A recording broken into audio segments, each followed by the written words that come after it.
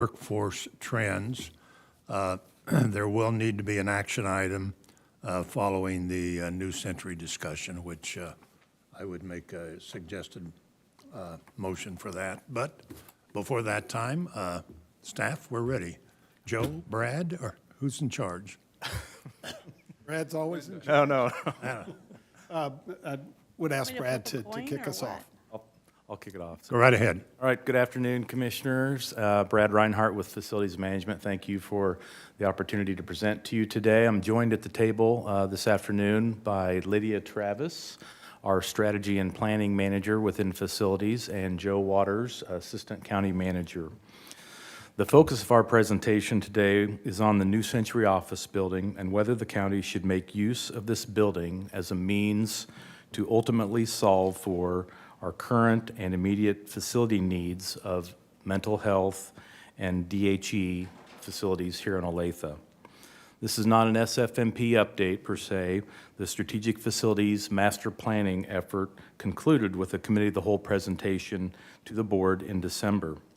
However, the decision regarding the county's use of the New Century office building remains unresolved. At the end of our presentation, we'll be requesting direction on whether to use this building in the future. Next slide. This is our agenda. For today's presentation, we'll start with a review of the timelines of the work that has been conducted to date. There are changes to the analysis presented during the December Committee of the Whole presentation, and we'll review those changes with you. We'll compare the two revised alternatives with NCOB and without NCOB and share updated building utilization numbers and revised cost comparisons. We'll conclude with a recommendation and a request for direction as mentioned, and we'll be glad to respond to questions. I'm okay if it's as we go, or if you want to wait till the end, that's fine as well. We'll have time for questions. For those watching online for the first time, I think it's important to review the history of this overall process and the effort invested in analyzing the alternatives. As a reminder, our most immediate facility need remains finding new space solutions for both mental health facility and the existing health services building in Olathe. The existing health services building houses the Department of Health and Environment, the Aging and Human Services Nutrition Kitchen, and Evergreen Living. The current facilities do not perform well for the delivery of services, and each requires a significant investment to the building envelope and interior systems and finishes. So starting on the left, our process began in 2019 with a new health services building project being approved as part of the 2020 CIP. This was to replace the aging end-of-life HSB and Olathe mental health facilities. Shortly thereafter, we became aware of CenturyLink's intent to not renew their lease with the Airport Commission for the New Century office building. In July of 2020, the building was vacated and turned over to the Airport Commission. Facilities conducted an initial analysis on the possible use of NCOB for county operations and made a Committee of the Whole presentation to the board in October of 2020. The board provided direction at that time to conduct a more comprehensive analysis and authorize funding for an updated strategic facilities master plan to review and plan for the future needs of all departments and agencies. This SFMP study began in January of last year and concluded in December of the same year.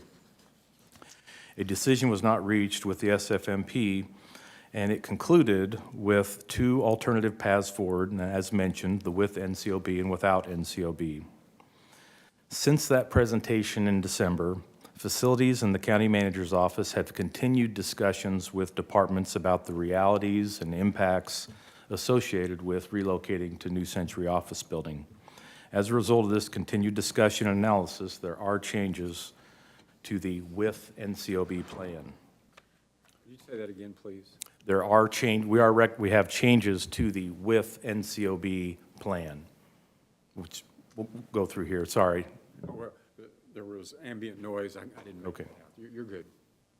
So as a result of this continuing work, staff is no longer recommending the elections office relocate to New Century office building. Our discussions indicated that the nature of voting has changed over the past few election cycles, and it's anticipated that changes will continue to occur in the future. But because these potential changes are unknown, we concluded it's important to keep the elections office in its centralized and existing location here in the county. Consideration with the future levels of public engagement and interaction with the elections office was also a contributing factor to this change. So with the elections facility no longer recommended to relocate to New Century Office Building, the facilities operations warehouse remains in place within the county's portfolio of buildings. This reduces the amount of square footage we can dispose of, as was presented in the December Committee of the Whole presentation. So less square footage that we can dispose of for the with NCOB plan.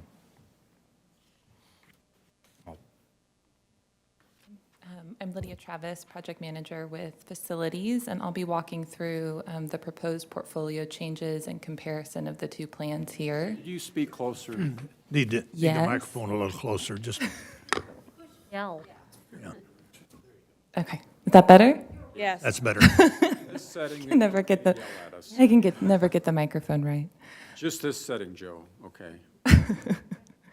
So this chart shows the proposed portfolio changes for both without NCOB on the left and with NCOB on the right. You'll notice that both plans propose retaining the administration building and the Sunset Office building, and also propose repurposing the New Century Data Lab, which is the smaller 13,000 square foot building on that property, as a new Southwest Multi-Service Center location. The differences are highlighted in bold throughout this chart. So without NCOB, would require that we continue leasing space for the Olathe DMV. With NCOB, would obviously require that we acquire the New Century Office building. The buildings that we could surplus in both plans are the existing Health Services building and Olathe Mental Health, as well as the existing Southwest Multi-Service Center, which is a leased space in Gardner. Without NCOB, we would either demolish or sell the New Century Office building or use it in a different capacity. And with NCOB, we would retain the Olathe DMV leased space. Or I'm sorry, we would offset and be able to get out of the Olathe DMV leased space. One of the larger differences between the two is it occurs in new construction. So both plans offer solutions for a new public safety facility, public safety training facility. Without NCOB would require a new facility that has both classroom and tactical training functions. With NCOB, we would be able to use portions of New Century Office building for the classroom training functions, and so that facility would have a reduced scope and would only cover the tactical functions.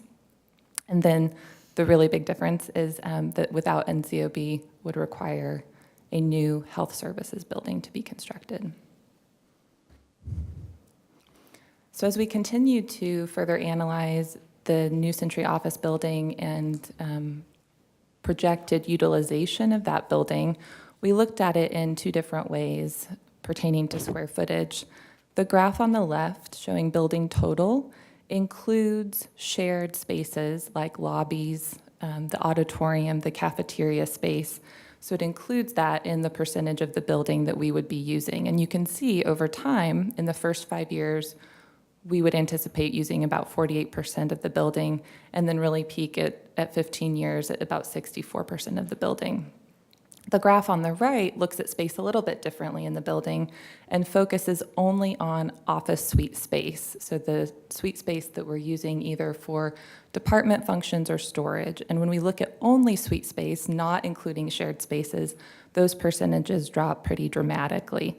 We would only be using about 27% of that space in the first 5 years, and then again peak at about 50% of the space over 15. In addition to square footage, we also looked at the staff impact and the people impact. So how many staff would we be relocating to the building if we were to use it over the 15 years? And then also looking at how remote work impacts how the building is utilized. So within the first 5 years, we anticipate, based on department projected growth, that about 340 full-time staff would be officed out of this location. However, when you look at the impact of remote work, it's projected that about 25% of that staff would actually be on-site full-time. The remainder would either be mobile or hybrid. And then you can see the projections for the following years in 5-year increments. I will point out and remind you that when we were looking at using NCOB, we did prioritize departments that are support service departments who had low or no public interaction. So you'll see those hybrid numbers are a little higher in this graph because of the nature of the work of those departments. They are not as tied to on-site work as some of our public-facing departments are. What's the capacity of that building again, in terms of as many staff as possible? Is there an estimate? We had calculated about 1,500 staff, but that was a pretty conservative square foot per occupant number. I remember that number, thank you. The parking out there, wasn't it like 1,200 at the New Century? At least what I've always heard. Is that correct? That's my recollection of the quantity of parking, yes. Okay, continue, please. I'll turn it over to Brad to review the cost. One thing I'd like to jump in before Brad gets going.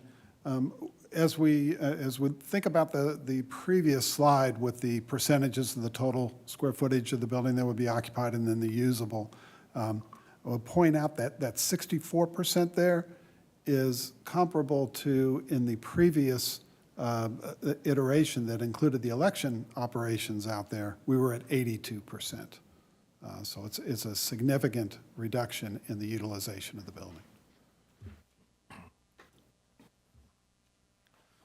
So with the changes in the plan regarding elections and the facility operations warehouse, the overall NPV costs associated with the NCOB option increase, and the net present value difference between the two alternatives decreases.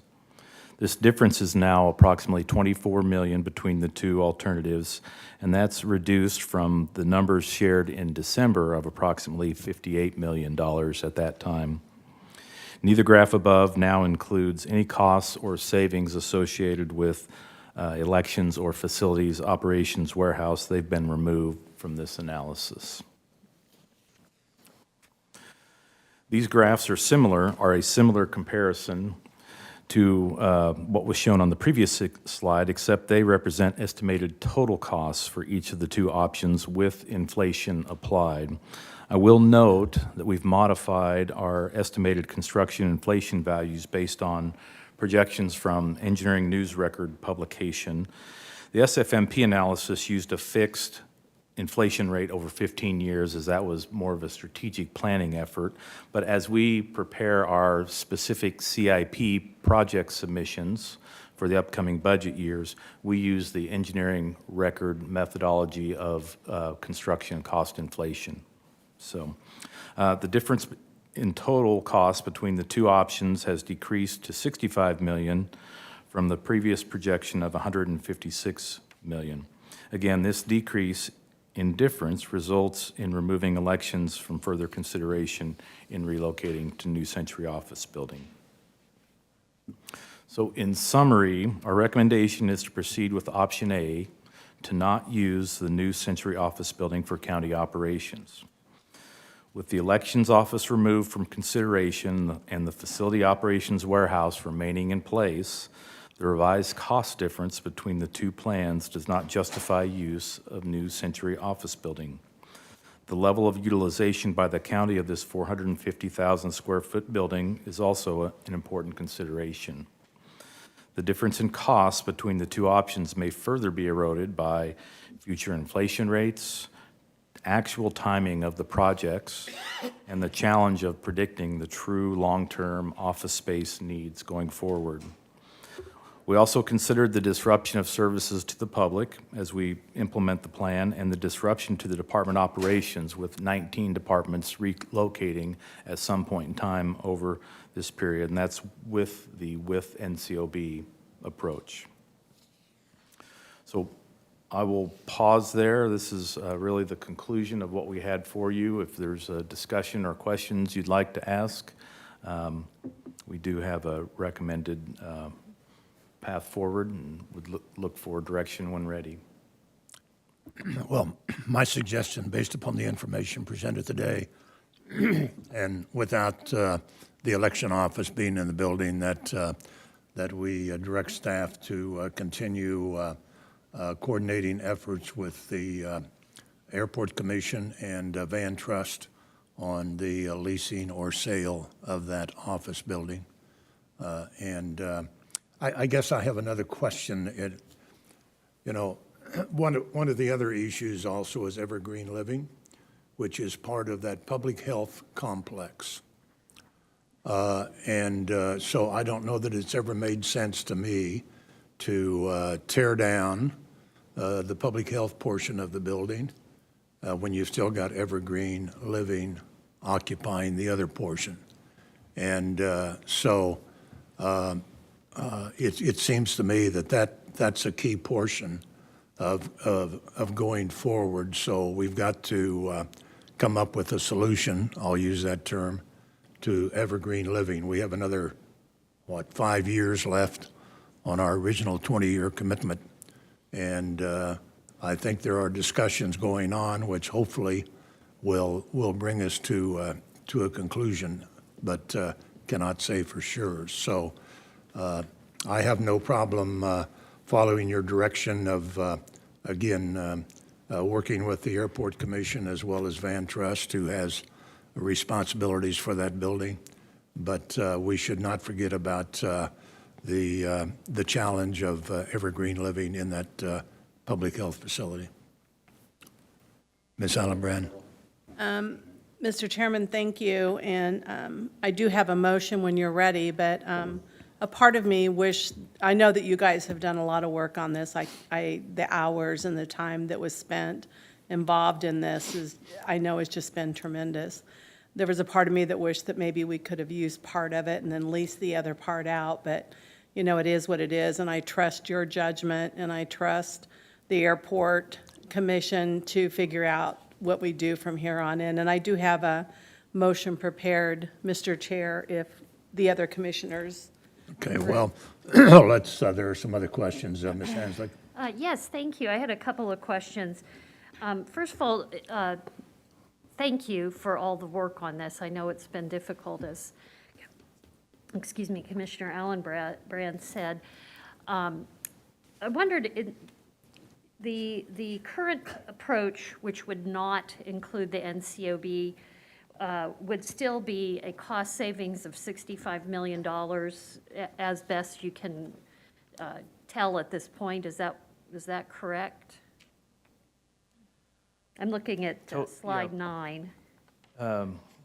Yeah, I mean, our numbers do show that the with NCOB plan is a little bit less costly than the without, but we think there are still enough unknowns going forward in the future with the work environment, the office space environment, inflation, and the ability of can the balance of the building be leased to other entities once we have a part of it? So those are some of the unknowns, and that we're just not comfortable with taking on that kind of a commitment for that building. It does increase our operating expenses a little bit, but again, we've factored that into the total NPV as well as total cost analysis. If I could also add to Brad's response, one of our challenges here is, as it always is trying to making strategic decisions today,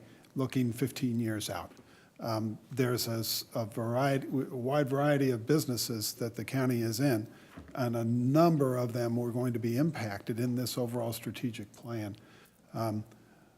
In the without NCOB, those decisions are made incrementally going forward. So part of the comfort level we have to have when this shows a potential savings to utilize the building. However, that assumes action will be taken on all of these other needs in the without plan, if I'm making sense. Those will be in the without using the building NCOB.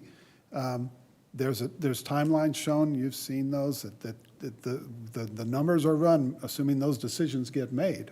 You know, not just this year, but 2 years out, 4 years out, 5 years out. That's good planning, but when it comes to making a decision, you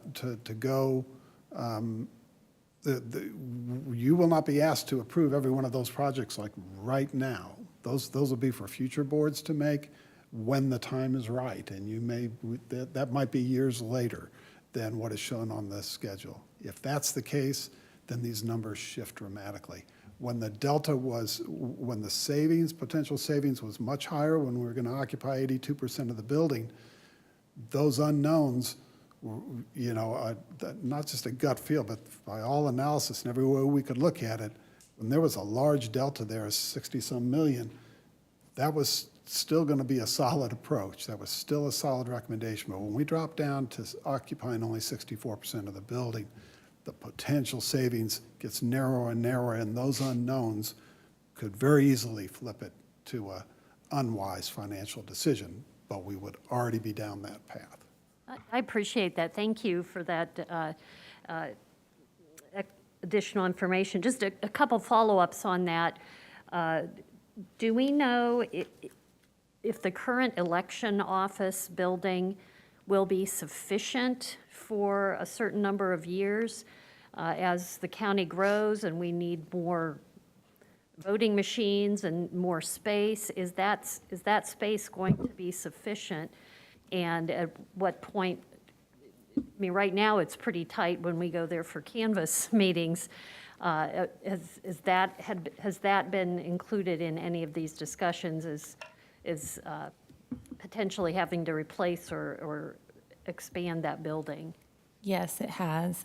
So if you'll recall in the SFMP, in the without NCOB option, when elections was still part of this decision, we were proposing a new elections facility as part of that plan.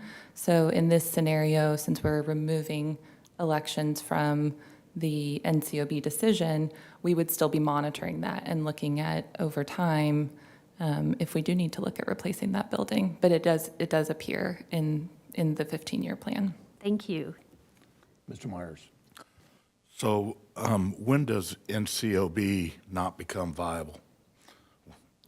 I'm sorry, I didn't hear the question. When does NCOB not become viable? When do we need to take a look at making decisions? Commissioner, completely valid and good question. I like the way that the chairman phrased this earlier with let's look to working with the airport board, working with Van Trust and their team, and Aaron. Let's figure out what's the best path forward. You will, and if that's taking really aggressive action sooner than later, looking at different ways to try to approach this to just make something happen. You will see some submittals through the budget process to begin to address these expenses of that facility even more so than we have in the past. And probably something to take the most dramatic step, maybe not next year, but some year out in the future, submittal through the CIP to maybe take it down if that's the solution. So those decision points will be coming in at you from a couple of different directives or directions with different options. Okay. Ms. O'Hara. Thank you. Remind me, what's the size of the secondary building? It's about 13,000 square feet. 13,000. And we have use for that building, correct?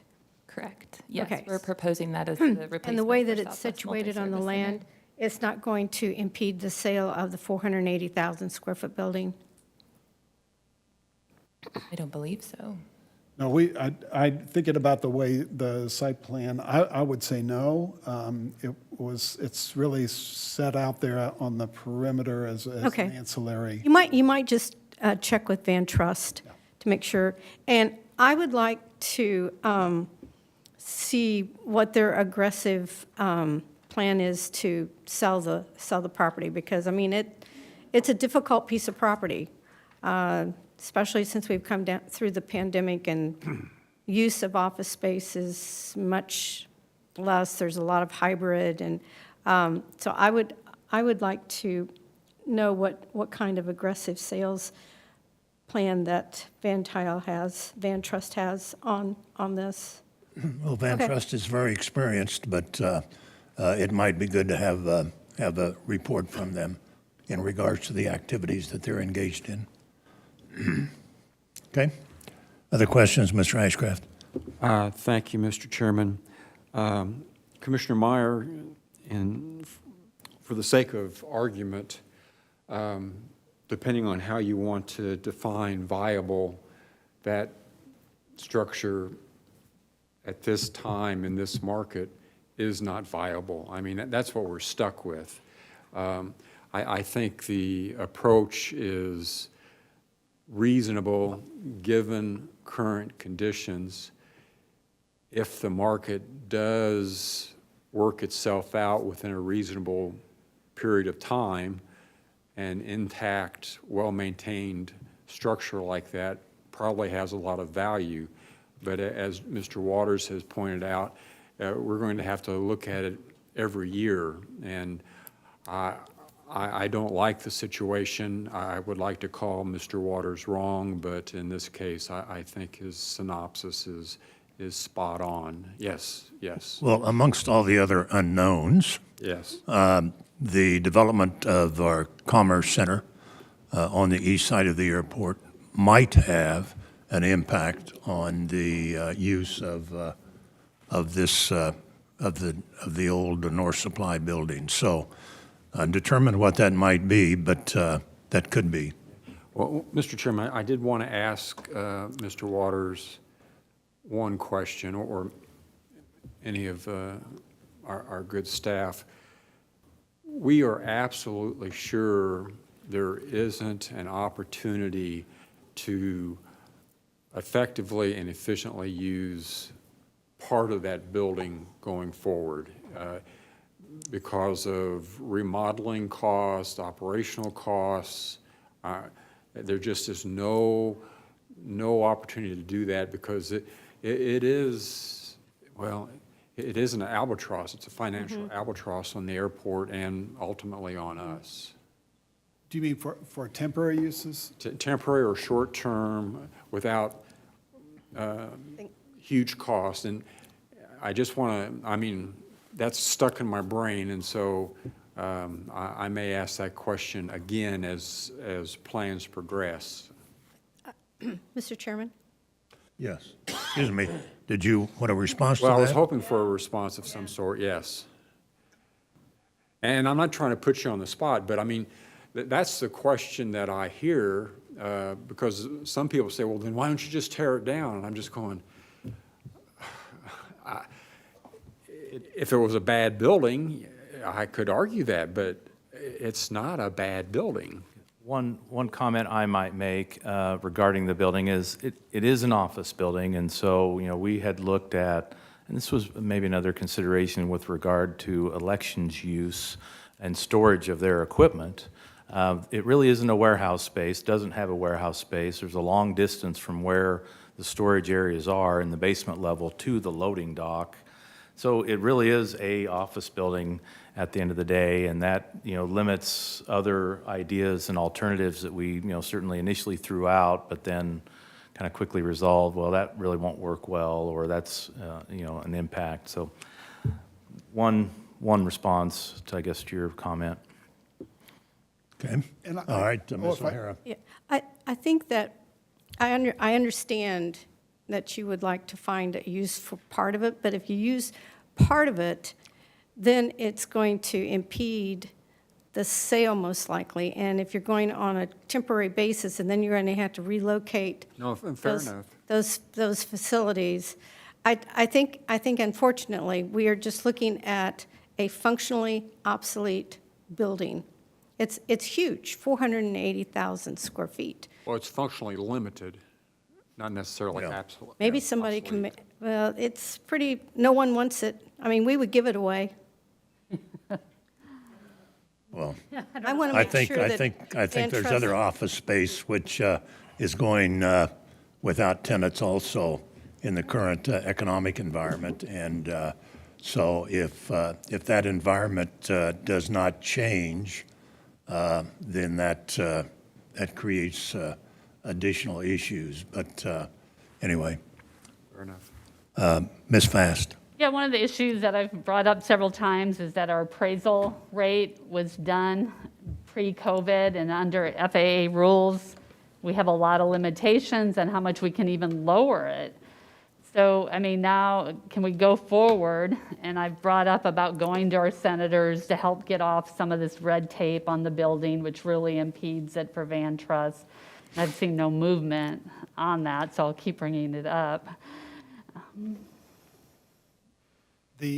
I think in terms of next steps, Commissioner, I have to say, I hadn't thought about that particular piece of next steps, but I know there are options on ways to dispose of the property, and we certainly would do all we could to be sure that we're not bound by an unrealistic price when we're trying to, get rid of but sell the building off, hopefully for some good use. Yeah, We'll I work mean, on that. it's really binding. That's the other issue with the sale, is all the FAA rules that still are on this building. I will say from the Northeast perspective, people were very worried that we were moving the election office down to Gardner. I heard from so many of my elected officials, heard from the league, I've heard from a lot of churches. This was really a significant decision people were worried about. The other thing is with our election office, and I've talked to Joe about it, access in and out of the building, it's really rough. You have people coming from north to south, and just worried at some point somebody's going to get hit, hurt. I mean, it was built when we didn't have drop-off boxes. It was built to be a walk-in election office. And so, I don't see that in the recommendation summary for next step, but how to look at the safety hazards of in and out of that building, I think is really critical. Well, we were really focused today on the NCOB action. There are a number of other county building Yeah. needs, and that is absolutely part of the plan for the without NCOB. Okay. Ms. Allenbrand, did you have a motion? I do, Mr. Chairman. I move the Board of County Commissioners for Johnson County direct county staff to proceed with capital improvement budget requests which do not include utilizing the New Century office building.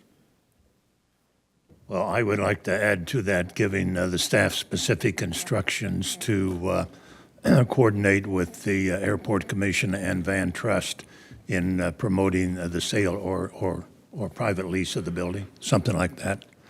Would you incorporate that into your motion? I would incorporate into it to direct the staff to work with Van Trust and the New Century Airport Commission. Okay, all right. Do I hear a second to that? Mr. Chair? Yes. I will reluctantly second it. I share Commissioner Ashcraft's feelings. It's just very disappointing after all of the work and all of the possibilities we saw in that building, but but I do understand at this point that we need to proceed to meet those other facility needs. And my hope is maybe at some point in the future that would still be an option, but I will second that motion. Motion has been made and seconded to move forward without other county offices occupying the NCOB building, and directing staff to work with the Airport Commission, coordinate with them as well as Van Trust on other opportunities for that building.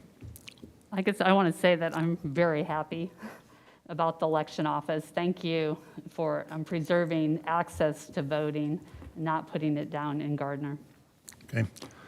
All right, no other questions or comments. Clerk, please call the roll on the motion. Commissioner Fast, Aye. Commissioner Myers, Myers, aye. Commissioner O'Hara, Yes.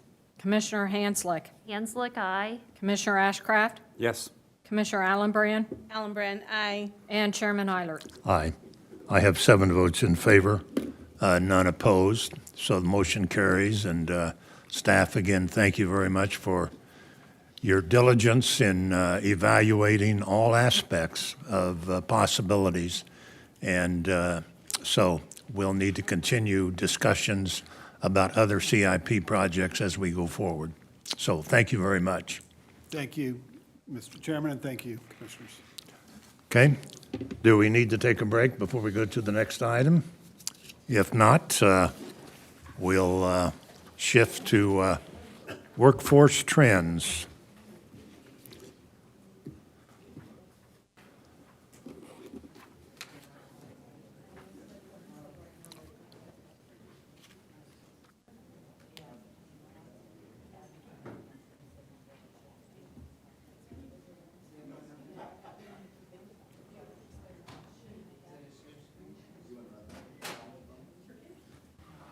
That's got to be one of the most frustrating decisions that I've been involved in. As soon as they moved out, I knew it would be a problem, but boy, the world has just wrapped us around an axle. Yep.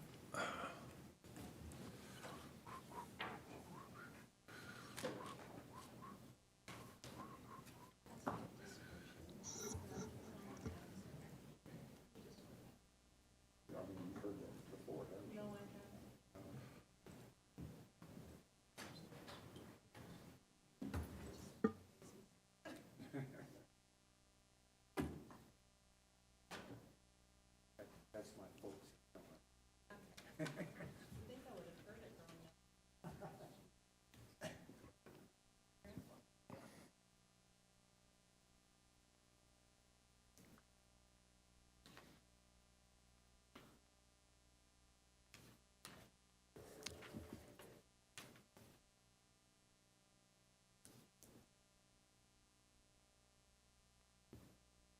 Okay, Mr. Thompson? Good afternoon, Chairman and Commissioners. Maury Thompson, Deputy County Manager, but perhaps more importantly for the purpose of the presentation this afternoon, Interim Director of Human Resources, accompanied by, at the last minute, may I add, I pulled her to the table, Tiff Hinchell, that hopefully most of you know, Deputy Director of Human Resources and the real expert on this topic. And I might point out, and in the back of the, right behind me, Mary Berry, another one of key leadership members of our Human Resources Department, Manager of Talent Acquisition. So thanks to Mary for pulling together much of this information. Falls primarily in her realm in the department. So have a bit of information we want to walk through with you today. I know Commissioner Fast in particular has made comments over the last few months about concerns about workforce. And if I recall correctly, Commissioner, it's been really focused on our health and human services departments and agencies, which of course is a significant concern for us. But what we're here to share today, and not a surprise to any of you, you know what's happening in the workforce nationally, regionally, locally. We've got significant pressures on our workforce across all categories, all agencies, departments, and offices. So we want to share a little bit of that information with you. Again, what we're seeing on a national basis, what we're seeing in public sector in particular, and then focus on what we're seeing as an employer here in Johnson County. So if you would pull up the agenda, you'll see, again, we're going to start with a little bit of general labor market, then talk about public sector in particular, what we're seeing in terms of staffing and hiring, and then talk about compensation. And the chairman has already called me out privately, so you all know about us setting you up here for some conversation about compensation, and that's fair. This is trying to get ahead of the budget with you all. I want to be frank and honest about that. But we think it's important to do that because, as you're going to see, and again, if you're not already aware, we've got significant pressures on the organization in terms of recruitment, retention, and compensation. So with that, purpose of today's report, again, is to summarize some recent developments impacting the workplace and provide a little bit of context. So again, let's start with the general labor market, what we're seeing. You'll notice on slide 4, TIFs jump past that. The subheader is impacts of the Great Resignation, a term that we're all becoming pretty familiar with.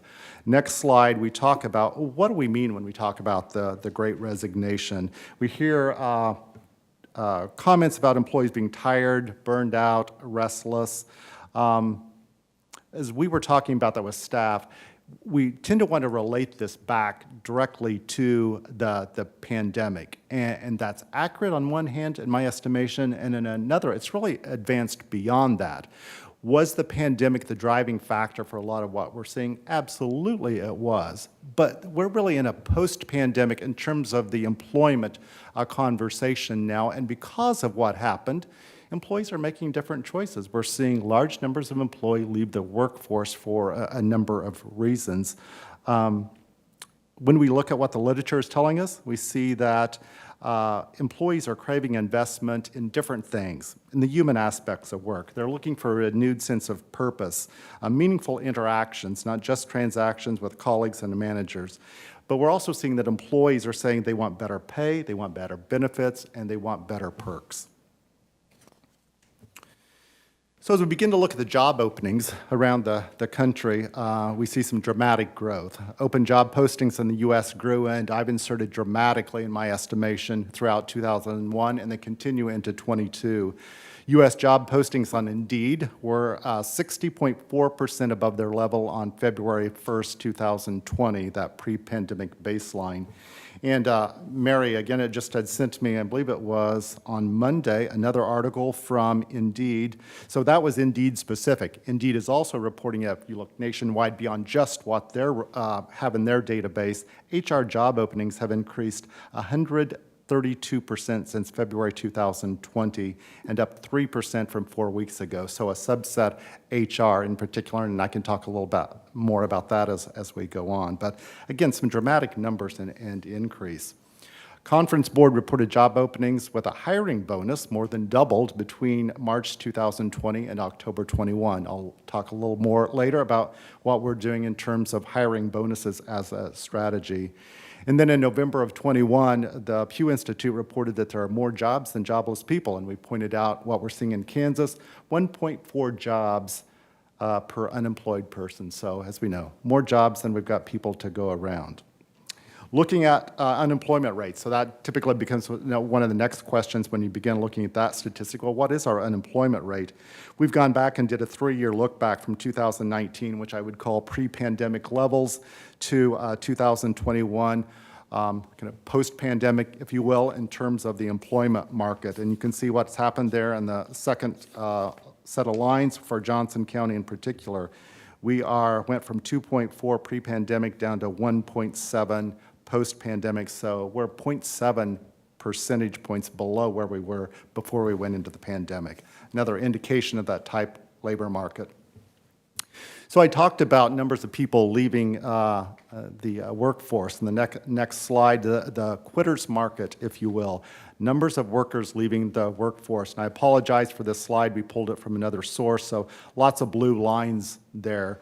But again, I draw your eye to the orange line, 2021, what we're seeing. You can see a dramatic increase in folks leaving the workforce.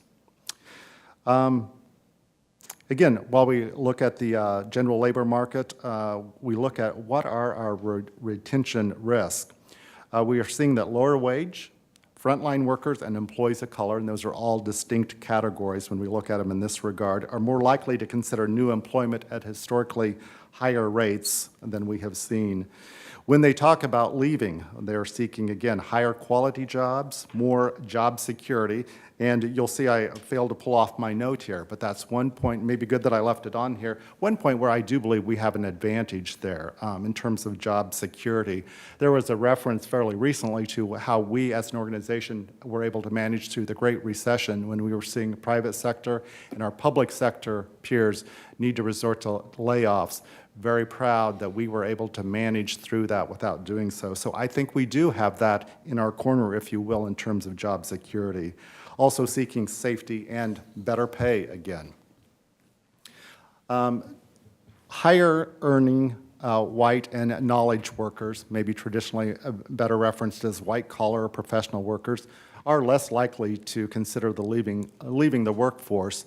But when you look at that category or those categories of employees who are leaving, what we find is they're seeking more flexibility, more autonomy, and more empowerment. So let's segue. That was kind of a general market, what we're seeing. Let's talk about specifically now the public sector. And I got a couple of slides here, a lot of information on that, but we'll step through that here. So 52% of state and local workers are considering leaving their jobs voluntarily due to COVID-19, due to any or all of the following to change jobs, retire, or leave the workforce entirely. So when you start to look at those three categories then, so 36% are considering changing jobs. Below, you'll see who that typically is on this slide. 33% are considering retiring. You'll see who that group is. And finally, 28% are leaving the workforce entirely for the foreseeable future. That group tends to be those under age 40, African American, and at high risk of exposure to COVID-19 at work. So again, some pretty dramatic numbers about people leaving the workforce. Looking at the retention risk factors for those groups of employees. So the employees that are considering changing jobs, again, that first category, when you ask them, why are you considering that? Top three reasons are 52% want a higher salary or a better benefits package. 47% report feeling burned out from stress of the job during the pandemic, and 36% need better work-life balance. Those who are considering retiring or leaving the workforce entirely, when you ask them why, 42% feel burned out from the stress of job during the pandemic. 37% want time to do things that bring joy. 26% report the tension that they have faced working with the public or students' parents, as we all have seen.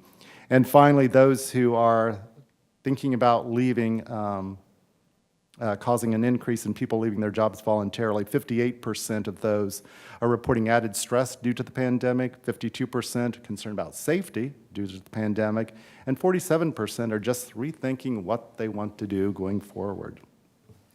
Let's look for a moment at the next slide, public sector vacancies and applications, what we're seeing there. 86% of government human resources professionals report a moderate or significant increase in vacant roles compared to last year, 2020 to 21. Seeing a 21% decrease in applications per public sector job. A little wider look back there, 15 to 21. So employees, what are their views on how public employers can curb the Great Resignation? Again, focusing just on public sector here. To reduce stress, they report 24% say increased salaries would help. 15% say hire more staff, reduce my workload, and 13% report additional emotional support would be helpful. When you look at the retention side of the same category, 62% said improve salaries, that would keep me. 50% want an offer or increase of bonuses, and 38% said show me more appreciation and recognition of me and the work that I do.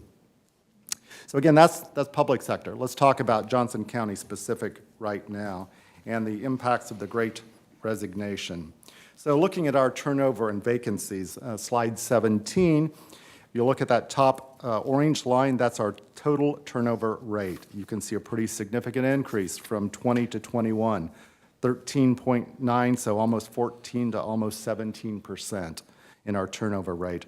Yellow line on that graph is the voluntary turnover rate. So those who are just choosing to leave, again, you'll see a correlation in the increase there, about 8.5% to almost 12%. So large increase in those choosing to leave. When we start to drill down, if you will, into our turnover, those who are leaving the organization, and looking at the grade range on slide 18, you'll see starting on the left, civil service, then emergency services, then grades. A bit of explanation, those are different pay plans that we have. Of course, have the civil service pay structure, then we have a separate pay structure for our emergency services personnel, and then everybody else, or the bulk of our employees, fall within those grades 11 through 28, and you can see the trend there, the increasing turnover we're experiencing.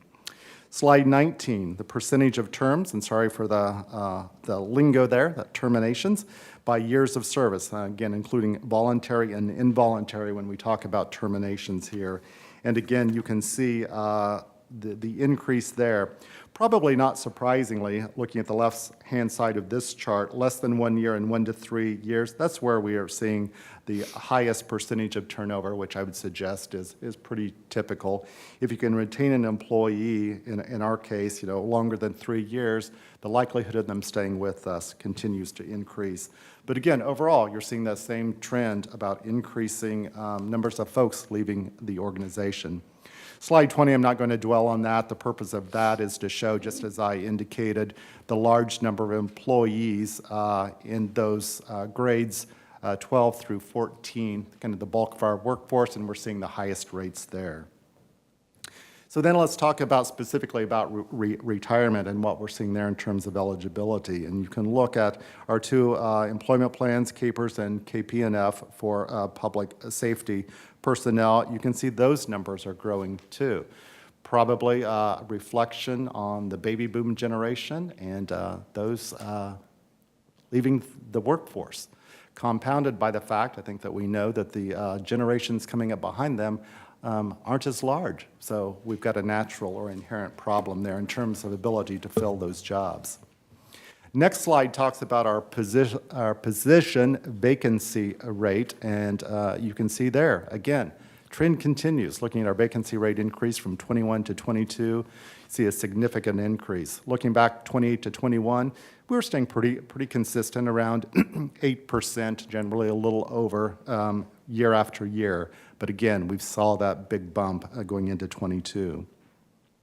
What are we seeing in terms of applicants for those vacant positions we've got? That's reflected on slide 23. And you can see, unfortunately, the trend line there from 17 to 21, the decreasing number of applicants that we've got to choose from for each position that we post. Again, reflecting back to that 1.4 jobs for everyone who's looking for a job right now. Slide 24, we don't need to spend time on it. Again, just showing that trend line in our hires and vacancy rate. So what we do know right now is this is titled Candidates as Consumers. I'd suggest it could also be titled Our Candidates Have Choices right now. Nationally, going back to national statistics here for a minute, 92% of candidates we find are discontinuing the application process before submission. I would suggest probably a number of reasons for that. I'll talk a little specifically about some of the technology challenges there, but also probably a reflection of, again, lots of opportunities there, so you can be surfing around, looking for, starting to pursue maybe many different jobs and never follow through because of the number of choices there are. So many employers, including Johnson County, we're looking at what we can do to accelerate that hiring process. Eliminating user accounts and passwords. A lot of entities have created systems where you have to go in and create an account and go in then and submit your application. We're finding anything that causes that to be a barrier to pursuing job opportunities with you is something that we can't afford to have in place. So we've got to make the process as streamlined and simple for applicants as possible. Using short forms to gather contact information, resume, and/or link to online profile. We're looking now and exploring how we can use some of those platforms. LinkedIn, for an instance, that you can just apply through LinkedIn, upload your resume, and send it to us. Anything that you can do, again, to simplify that process. And utilizing contingent offers or expedited background checks. Many of our positions, back to Health and Human Services as an example, we're under mandatory background requirements from the states, so some of those processes take time, but we're trying to find ways to streamline, cut time off of that, reduce time in those processes.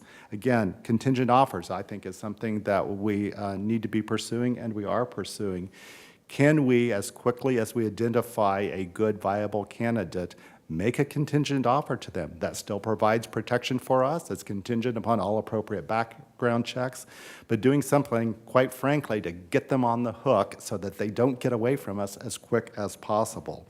We're also pursuing new software to help us in all of those things, and we're doing more active recruitment. What is active recruitment? That's not waiting for people to find you and apply, but us going out into the market, again, using some of those tools like a LinkedIn and actively scouring the market for people maybe who aren't in the job market, that we can bring to their attention opportunities we've got and encourage them to apply. I'll share with you, we've already had some limited success with that and being able to persuade people that weren't necessarily looking to apply to us for jobs. So I'm pleased that we're looking at that. Let's move then to compensation. Slide 27, we don't need to spend much time on that. You can see the trend line there. We're seeing organizations planning for bigger raises going into 2022.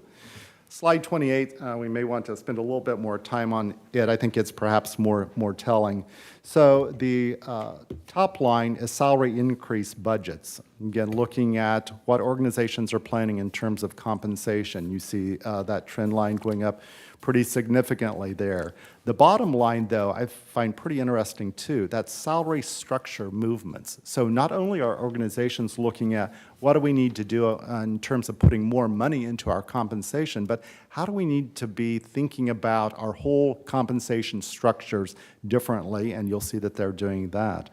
I might point out those gray bars where you see the dips. Those are the recessions. We had the small one there a little prior to 2002, and then the Great Recession, if you will, just prior to 2010. And you'll see the corresponding dips there. Next slide talks about those labor market wage pressures that we're seeing.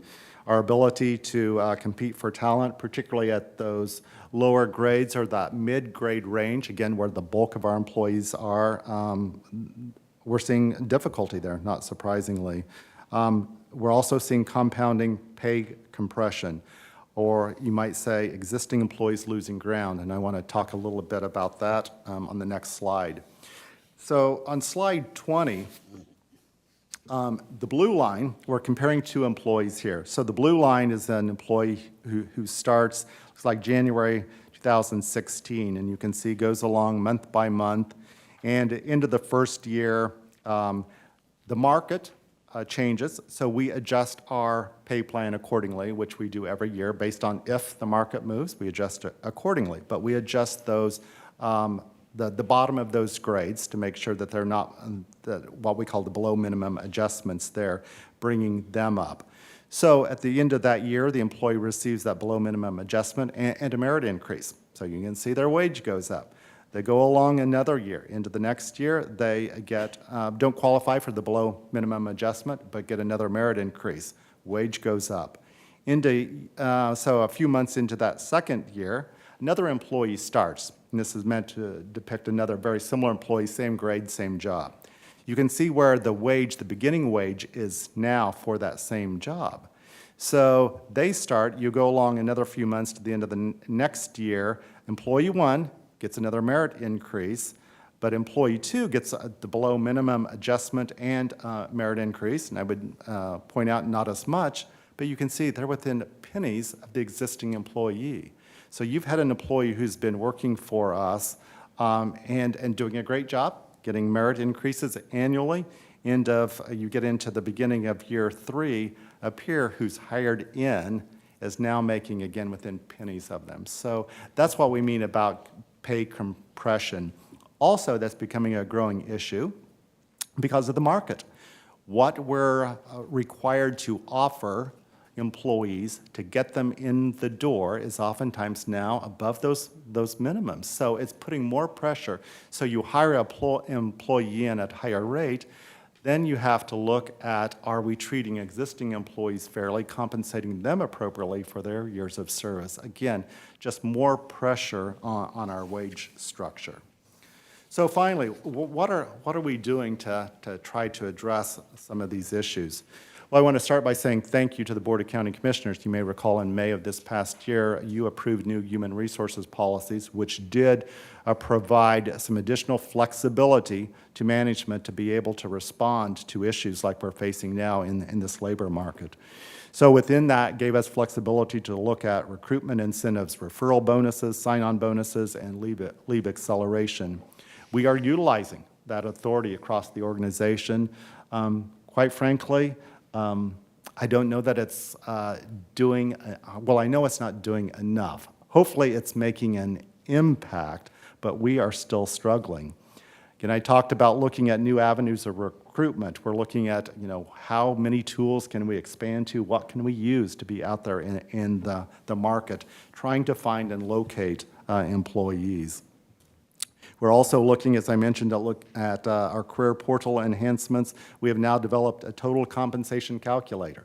Idea behind that is for an employee, an applicant who's considering employment with us, can use this tool to plug in their current numbers, their salary, their benefits with an employer, come up with a total compensation number. They can then do likewise for us and make that comparison. Our belief there is that because of our benefits, that employees need to be looking at more than just that wage. They need to be looking at the full picture. So trying to provide a tool so that they can easily do that and make those comparisons, quite frankly, to give us a leg up. We're also using video to provide realistic job content to employees. We're using virtual hiring fairs and expediting hiring processes, and we gave a few examples. Developmental supports facilities, the mental health center, corrections, and the sheriff are all taking advantage of those. We're all looking at restructuring roles and creating career paths, so employees can come into the organization and see a path for a future with the organization. We're utilizing recruiting roundtables, and we're looking in the future at an Oracle Cloud recruiting component, again, another enhancement. Wanted to pause here, thinking back to some anecdotes that would help maybe make the point, some of the points that I'm trying to make today.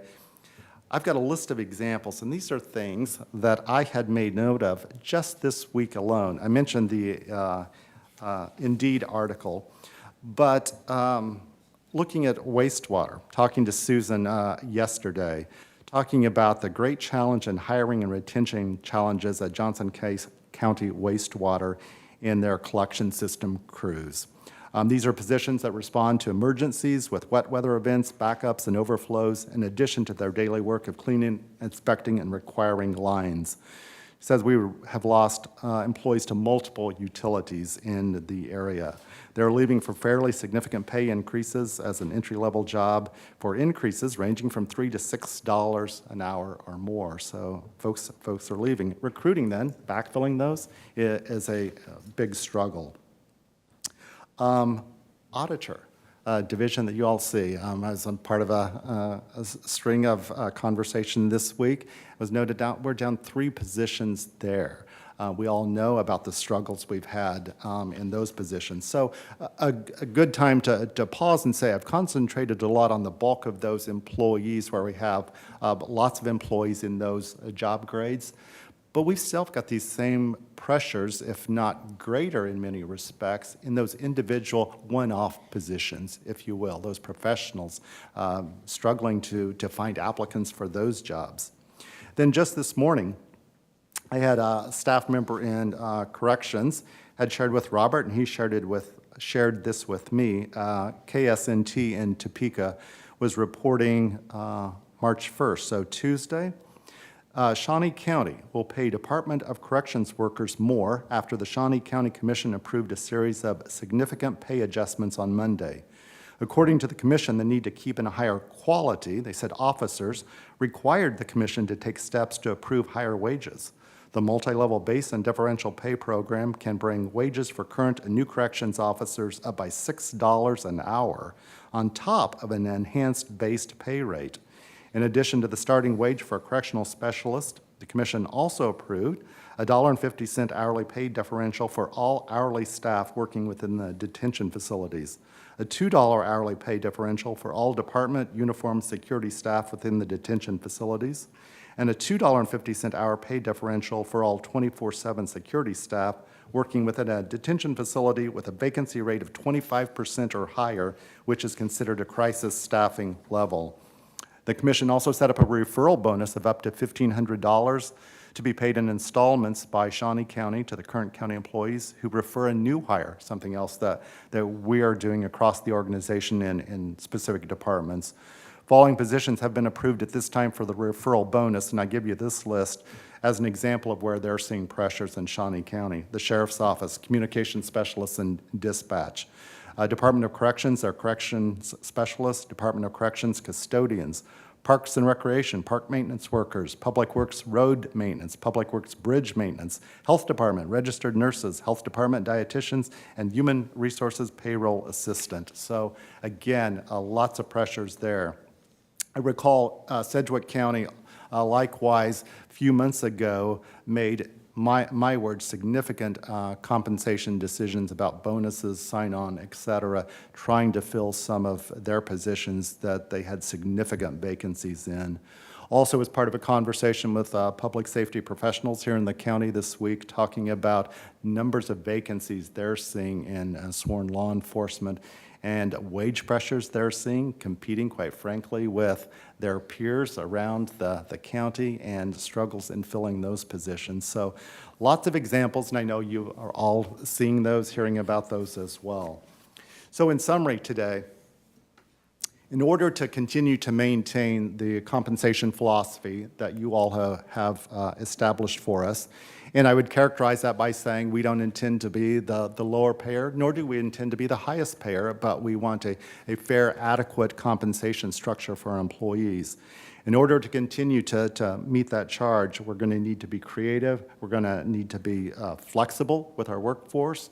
One example, remote work. How can we look at that when it makes sense for us and the employee embrace that? And we're going to continue to need to be competitive in this market if we're going to be able to fill these crucial positions we have in the organization.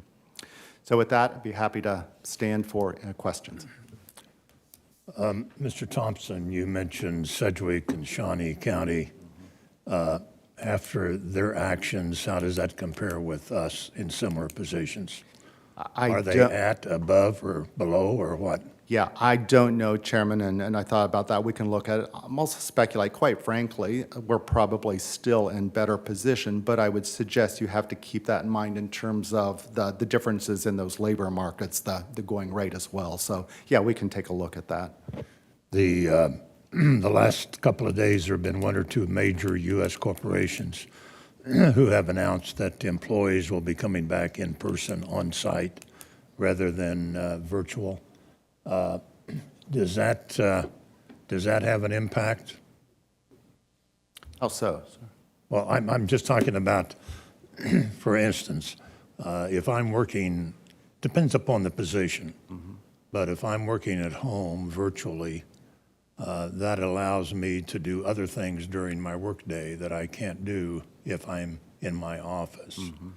Is there a difference in compensation, whether I'm working hybrid or virtual or in the office? I'm not aware of anyone doing that. The closest thing that I've seen, some large employers now making, national employers, making salaries contingent upon where you live in the country. I've seen that model out there, but I haven't seen any that I can recall of saying, no, because you're remote, I pay you differently. Okay. Mr. Chairman, if I could interject. Yes, Mr. There's Ashcraft. an article in the Wall Street Journal on that.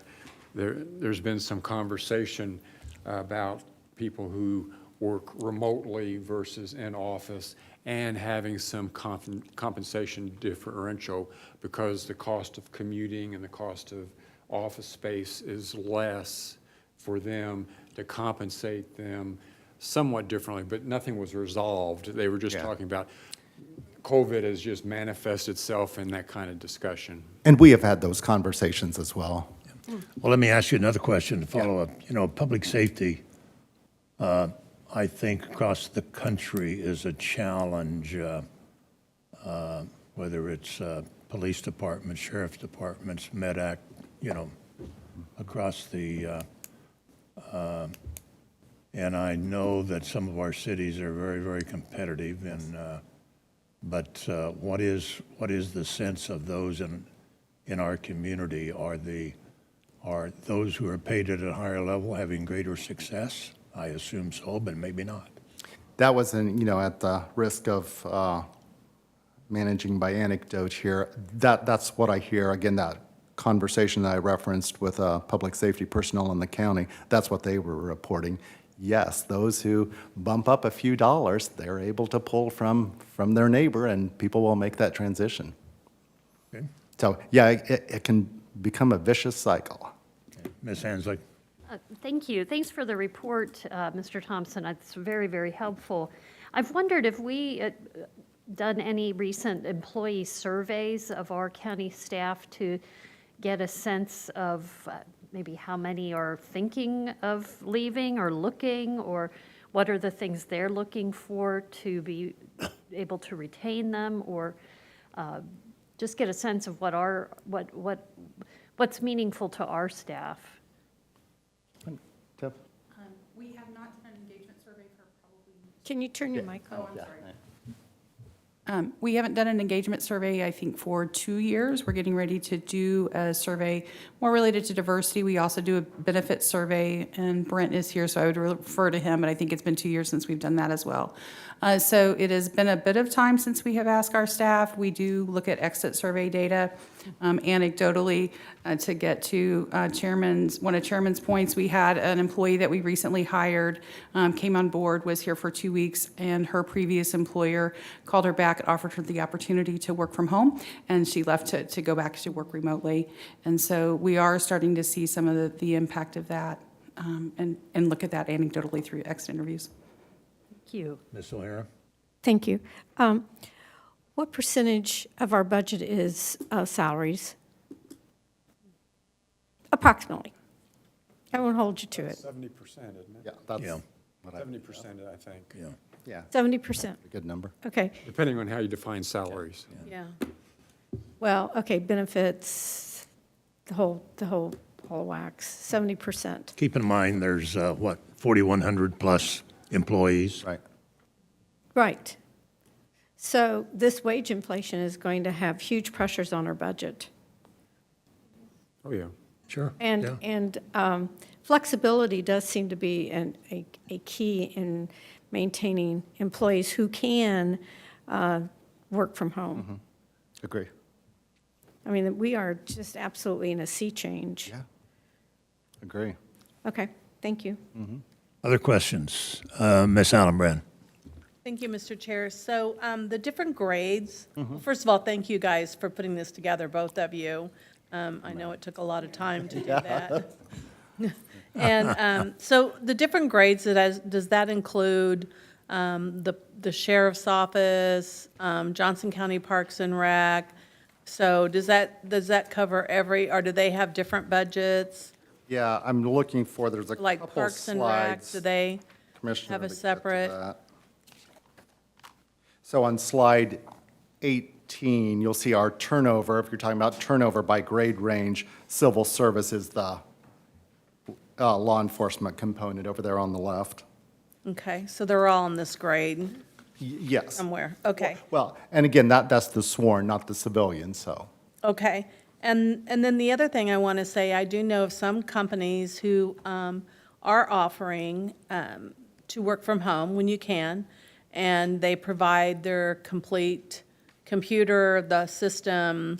I know a financial institution that my daughter works for, they've gone to pretty much all in-home, and they provide all that for them, but also they have to prove that they have daycare available. And then they do have a building where they can go for conferences and get-togethers. And I know there are some companies that I know of that are friends and that they used to do a lot of traveling. And now after the pandemic with Zoom, they're now starting to do more work from home, virtual Zoom. So I know my son traveled every single, he was gone every week, and he now travels about once a month. So, so I do know that they're providing that, but there is probably a difference in pay. Yeah. Mr. Ashcraft? Thank you, Mr. Chairman. Couple of observations. I'm troubled a little bit on slide 14. You talk about how to reduce stress provides salary increases, and most of the literature would seem to indicate that that might be a short-term remedy because people feel better because they got an increase. But if you look at the like Fast Company that does a lot of work every year surveying employers and employees about what really brings people to be committed and engaged with their company, their organization. They talk about employees want to have an appreciation of work well done, feeling that they are being in on things, and they have a sympathetic help with personal problems, while management thinks, well, good wages, job security, and promotions are what attract and retain employees. So there's a real division there. And that issue came up, and Mr. Chairman, I believe the last time we discussed this, you and I were the only ones on the commission. We did an employee engagement satisfaction survey, and we found that there were a number of pockets within the organization that had some level of dysfunction. So I would like to know that that has been addressed, because that word of mouth can be devastating for the acclamation and the acquisition of employees, then all the things you're talking about, trying to make it easier to apply it, that's great, and I agree with, but it's that word of mouth. We should be an employer of choice. That actually is more cost beneficial than all the marketing we could do for ourselves. So I just offer that as an observation, because just giving salary increases without the consummary attachment to employee satisfaction, engagement, and performance outcomes, I struggle with, and I've always struggled with. Yes, I am aware of that, sir. And aware of your comments about culture, if you will, being an important driver, and agree completely. And I think you see that here. But what I would suggest you're seeing is some change, that employers are now reporting, yeah, but I need more money too. So I think there is a change here from what we've seen historically. Well, you could be right, but most of the literature would suggest that management uses pay as the easiest default mechanism to justify getting more employees or keeping more employees, where it's really, to use your term, the culture of the organization.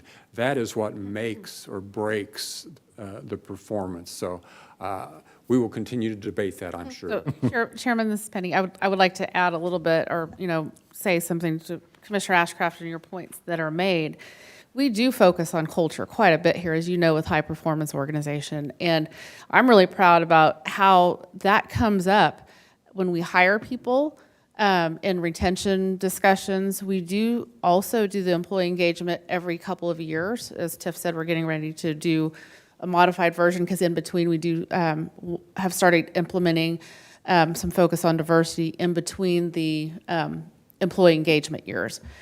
But the culture matters. If you feel like you're treated fairly on salary, the culture enhances that, but the salary portion is moving in the country, and if we're not competitive there, the culture may not matter. It's not mattering as much, I think, as Maury's point. Or if we, it's a balance of all of those things.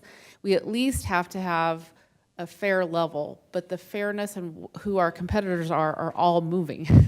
So we've got to look at that. Ms. Fast. Well, Mr. Chairman, since that was directed at me, I would like to Go ahead. a moment to respond. I don't disagree that it has to be a balance, but I would just submit that too much emphasis on the short term giving a pay increase and expecting that to have a long-term impact on our success may not be the best strategy. Okay. Ms. Fast. Yeah, I think, salary, it depends where you're at. If you're making over 100,000, 3,000 isn't as much, but our average salary is in the 50,000. And for many of our human services and mental health services, they can't afford to live in Johnson County. That adds stress. It doesn't matter. I mean, I've worked at jobs where I loved my employees. I loved my boss, but I couldn't hardly pay my mortgage. So, I mean, I left because I could hardly pay my daily living. And, I mean, it doesn't matter if we give them ice cream every day, if you can't, if you can't afford, your cost of living in this high-cost county. And, I mean, that is a really key issue. And I think we have, our senior level, I say, we are very competitive in a lot of our top level, but in our frontline people, and that's where I would like to look at, our average frontline is very low, and we have 28% turnover now in Johnson County Mental Health, because you can easily go to Children's Mercy, Overland Park, anywhere, and make way more than you can make at Johnson County Mental Health. And then perhaps you don't have to live with 4 others in an apartment complex. This week I was a part of the Johnson County Mental Health listening session, and it was just amazing to hear from the employees. And I would really like to see every department have a listening session like Johnson County Mental Health is doing. Some of the things that came up, like I've always thought it was really odd that we have a benefits department and an HR department. I find it very confusing. A lot of people talked about that. They find that very confusing.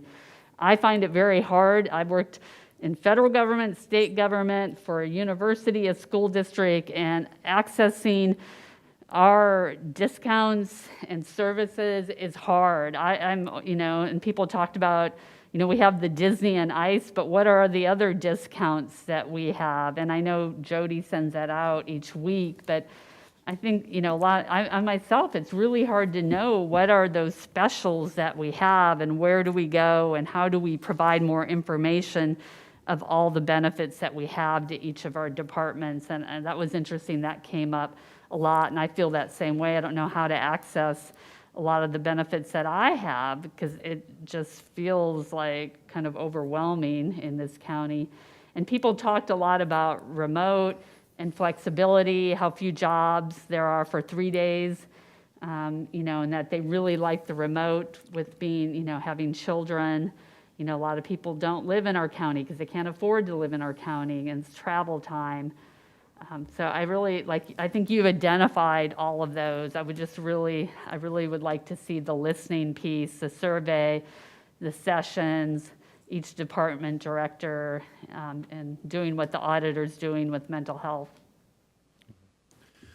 Well, discussions like this have been ongoing as far as I can remember back. I remember my first salary as a high school teacher. The only thing that saved me was that my rent was only $60 a month. It's... Is your mother charging you that?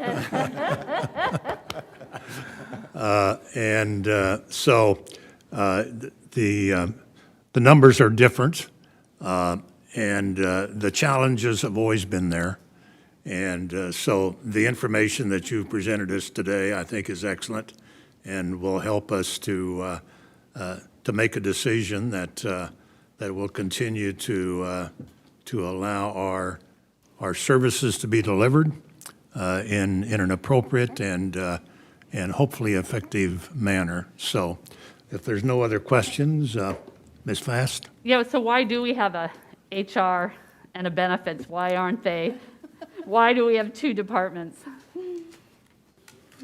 Who's going to answer it? Yeah. I think I could answer. I don't know. Well, that's what was asked Because yesterday. we've always done it that Yeah. way. No, we We haven't. haven't always done it No, that no, way. no. That the changed answer. in probably around the early 2000s, late 90s. Until the late 90s, HR, benefits was part of HR. And that transitioned at a time, it's been a long time, but roughly based on my memory, it transitioned at a time where we had health fund. We were really trying to do the financials behind the health fund. We were trying to operationalize benefits in a way that HR wasn't, and HR had a lot of staff leaving at that time. And so there wasn't the expertise in the department, and we made the change to benefits at that time. We have looked at it since then. We've looked at it probably in the last, again, time's relative, but probably 5 years, but we do continue to talk about it. Well, if that's a real issue, maybe we need to revisit. So, okay. Look at. Ms. Hanslick? Yes, just very quickly, I wanted to mention, I do appreciate Commissioner Ashcraft pointing out that there are many different priorities for people, but I don't think we can lose sight of the importance of salary levels as we go into the budget process. And I wanted particularly to mention childcare. That is a huge, huge issue. I don't know, and I'm not expecting to answer this today, but I don't know if the county has ever thought about providing a childcare center for employees. That would be, I think, a huge draw for a lot of people if childcare was available. Yes, and I will comment, yes, we have looked at that many times over the last many years, a very, as you can imagine, complex and, quite frankly, costly endeavor. Yeah. I will mention, a little segue here, when we begin to talk about potential use of the ARPA funds, we know that is a driver there, like with the CRF funds, so we may have an opportunity, not that that will address the Johnson County workforce need, but to get at that issue in some manner. Okay. Thank you. All right. Well, again, excuse me, Ms. Allenbrand? Sorry, just real quick, but you could have come up with some kind of a voucher system instead of creating our own daycare to use it with other licensed communities. And at some point, are you going to give us a dollar amount of what this is going to cost? We don't have that yet. It's coming. Yeah. It's going to have to come, Yeah. yeah. Well, and quite frankly, and staff doesn't have a proposal at this point. We're just seriously pointing out some of the drivers, some of the considerations, and suggesting we're going to have to look at it differently this year than we have historically. I mean, we have a 28% at Johnson County Mental Health. It used to be 9%. I mean, Turnover rate. yeah, turnover rate. And JCDS, they've like had a month or two they couldn't even fill.